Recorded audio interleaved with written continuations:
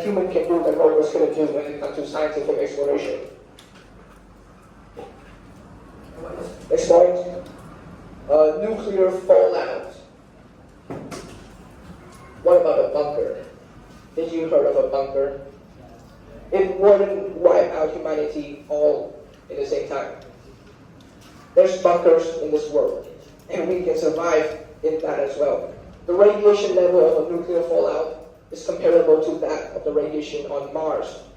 And look, if you live on Mars, you're going to have prolonged exposure to radiation as well. And let's see, bringing humans to Mars, that's just all Mark about. But have you ever heard of any successful space launches at all that could bring humans onto Mars? There are many risks that involves living on Mars. Let's go over a few of them. So the first thing is that psychological effects. It can't be overlooked. We aren't acclimated to other environments, most notably anatomically, but more notoriously mentally. There's this inherent fear of the unknown, deeply ingrained within our mind. We are accustomed to life on Earth. The lack of sunlight, the overall earthly elements have been shown through numerous experiments and precedents, proves to be detrimental to our long-term mental welfare. Such being the residents on Antarctica. I call this part straight from a Quartz article, which is a newspaper press. It's completely ridiculous to think that humans could live on Mars. A second problem presented by human nature is that we don't enjoy prolonged periods of extreme duress, and we don't function particularly well under those conditions. It seems romantic to grow potatoes in a hat on Mars, but when you look at the harsh environments on Earth, a different picture emerges. Antarctica has the closest temperature to the red planet, Mars, an average of negative 56 Fahrenheit or negative 49 degrees Celsius, compared to an average negative 67 Fahrenheit on Mars. Despite having a completely breathable atmosphere and plenty of fresh water, Antarctica has no permanent residents. Nobody wants to live there.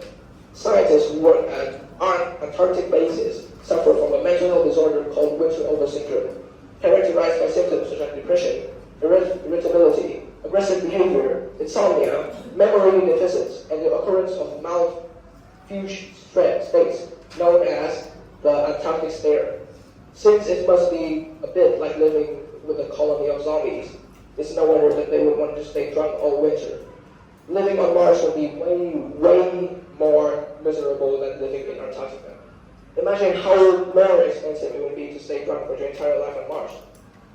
There's a reason why space ventures are only limited to space landings, with no plans set in stone for permanent stationing.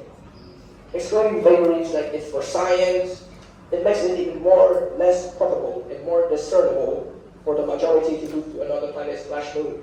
Going along the line, there's issues concerning social problems.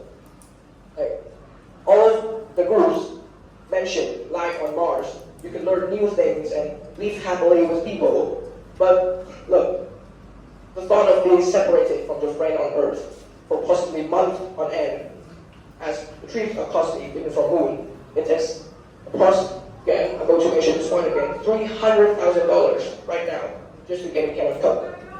It is certainly unconventional, unless terraformed, all permanent residents for the time being are going to live in airtight buildings or bunkers, avoiding the risk of solar flares and radiation. With that comes the risk of sabotaging. All it takes is a flip of the switch to open the door to the outside world, to choke and to suffocate, kill all residents in the building. And guess what? While you are choking yourself, rescue missions on Earth are going to take 3 days just to arrive on Moon. It will take look, it takes 9 months of planning just to take a spaceship to Mars. How long will it take for a rescue mission?